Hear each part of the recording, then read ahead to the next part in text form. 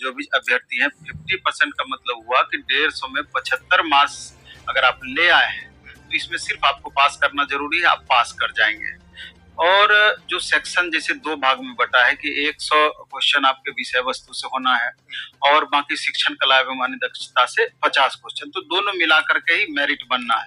इसे लेकर छात्र हमको लगता है तनाव कम लें, थोड़ा सा भी अगर बेहतर तैयारी किए होंगे, इतने दिन का समय मिला है तो पास करने में बहुत दिक्कत नहीं होना है। पिछली बार भी देखे कि क्वेश्चन का जो लेवल रखा है, लेवल काफी नीचे था बनिस्बत तैयारी का, और इस लेकर के लगभग 90% बच्चे पास भी कर पाए, 90% के लगभग स्टूडेंट पास भी कर पाए।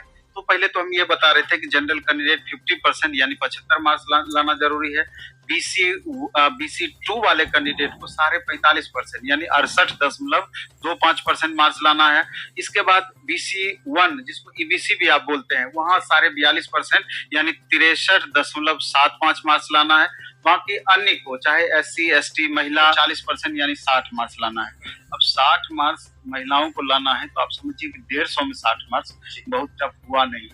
तो अब इसमें ध्यान थोड़ा सा ये देना है कि अब पास करने के लिए आप प्रीवियस ईयर आपके सामने है, प्रीवियस ईयर को एक आधार बना लें, बेस बना लें कि किस तरह का क्वेश्चन आपसे पूछा जाएगा। इसमें दो पार्ट है, एक पेपर 1 है, एक पेपर 2 है। पेपर 1 का मतलब हुआ कि 9-10 क्लास के लिए एस्टेट, और पेपर 2 हो गया 11-12 क्लास के लिए एस्टेट।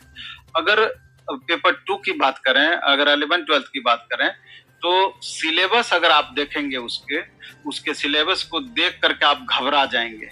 उस सिलेबस में ऐसा कुछ नहीं है जो छूटा हुआ हो। पूरी तरीके से 11-12 से लेके पोस्ट ग्रेजुएशन तक का सारा कुछ उसमें भर दिया गया है। लेकिन छात्रों को हम कहना चाहते हैं कि उस सिलेबस को देख के घबराना नहीं, आपको प्रश्न पत्र देखना है जो प्रीवियस पूछा गया है, और उसी बेस पर आपको आगे का तैयारी भी करना है। इसके अलावा कुछ समस्याएं भी हैं। कुछ समस्याएं हैं जैसे 11-12 का कैंडिडेट का ले लीजिए, जो फिजिकल टीचर हैं तो उनका एस्टेट में जगह नहीं मिल पा रहा है। 9-10 का तो दे रहा है, 11-12 वाले कैंडिडेट का फिजिकल टीचर का जगह नहीं मिल पा रहा है। दौड़े, शिक्षा विभाग गए, बीपीएससी गए, वहां भी गए, कहीं कुछ नहीं है। इसके अलावा दूसरा एक चीज जो हो रहा है कि आप देखेंगे कि पहला फेज इलेक्शन के पहले यानी पेपर 1 ले रही है, और पेपर 2 इलेक्शन के बाद 11 तारीख से स्टार्ट कर रही है। 11 अब यहाँ बीपीएससी टीआरई 3.0 का भी डेट 10 से 12 दिया हुआ है, एक संभावित डेट 10 से 12 दिया हुआ है, और 11 से आप इधर डेट दे रहे हैं। तो मे भी कि बहुत बच्चों का ओवरलैप भी कर सकता है। ओवरलैप इस परिस्थिति में कोई मान लीजिए कि टीआरई 1 पहले से पास होंगे, टीआरई 2 इस बार उनको देना होगा, तो उनका एग्जाम डेट हो सकता है कि क्लैश कर जाए टीआरई 3। तो वैसी परिस्थिति में क्या बिहार स्कूल एग्जामिनेशन बोर्ड उसको मैनेज करेगी, क्योंकि दोनों एग्जाम उतना ही महत्वपूर्ण है। तो ये विसंगति नहीं होना चाहिए कि दोनों बिहार का ही एग्जाम है, और आपके इस प्रोसेस के कारण इस तरीके से जो ये कंफ्यूजन वाली स्थिति उत्पन्न हुई है, इसका शिकार आम स्टूडेंट नहीं होना चाहिए। शिकार तो अभी भी हो रहे हैं। अभी आप देखिए नालंदा ओपन यूनिवर्सिटी का एग्जाम होने वाला है, बहुत सारे अभ्यर्थी मेरे पास में आए हैं कि उनका डेट एस्टेट से टकरा गया है। अब वो फाइनल ईयर का वहां एग्जाम दे रहे हैं पोस्ट ग्रेजुएशन का, और यहाँ एस्टेट से डेट टकराया हुआ। अब यहाँ पर कंफ्यूजन वाली स्थिति उनके लिए बनी हुई है कि ये एग्जाम दें कि वो एग्जाम दें। तो ऐसे अभ्यर्थी से हम कहना चाहेंगे कि आप एक बार बिहार स्कूल एग्जामिनेशन बोर्ड के पास भी अपनी गुजारिश को लेकर के जाएं, और फिर नालंदा ओपन यूनिवर्सिटी के पास भी लेकर के जाएं। दोनों मेल भी कर सकते हैं, एक बार डायरेक्ट जाकर के मिलना चाहिए। अगर नंबर ऑफ कैंडिडेट ज्यादा हो तो मे भी कि कुछ बिहार स्कूल एग्जामिनेशन बोर्ड विचार करे, जैसा कभी कभी करती है कि उसको लास्ट में सुविधा देती है, क्योंकि ऑनलाइन एग्जाम है। तो ऐसा बिहार स्कूल एग्जामिनेशन बोर्ड कर सकती है। नालंदा ओपन के बारे में तो थोड़ा सा हमको ज्यादा डाउट है कि वो थोड़ा स्ट्रिक्ट यहाँ पर रहने का प्रयास करेगी। तो ऐसी परिस्थिति में ओवरलैप कैंडिडेट को थोड़ा राहत मिल सकती है। इसके बाद एक और बात है कि एप्लीकेशन नंबर को लेकर के अभी बहुत बड़ा इशू है।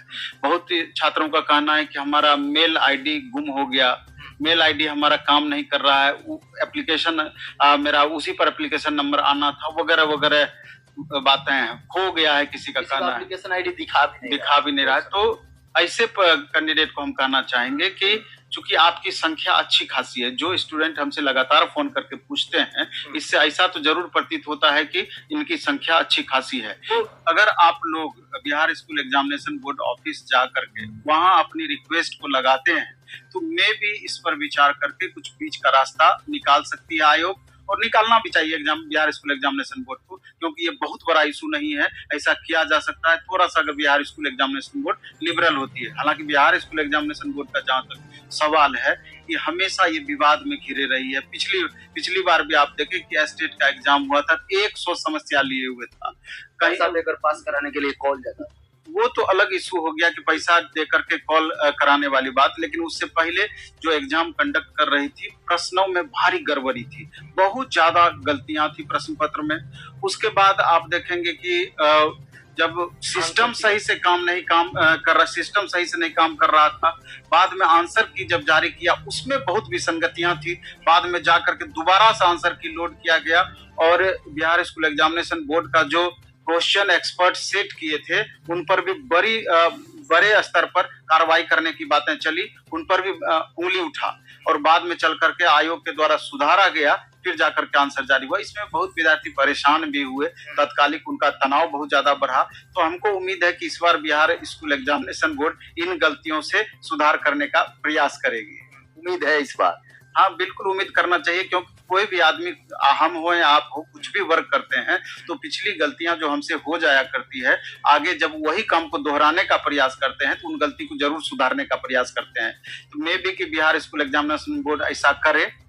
सर, पिछला बार बहुत आसान प्रश्न था, आप सब प्रश्न देखे हुए, चाहे 10+2 वाले हों, चाहे 9-10 वाले हों, सबके लिए इतना आसान पेपर 1 पेपर 2 दोनों था।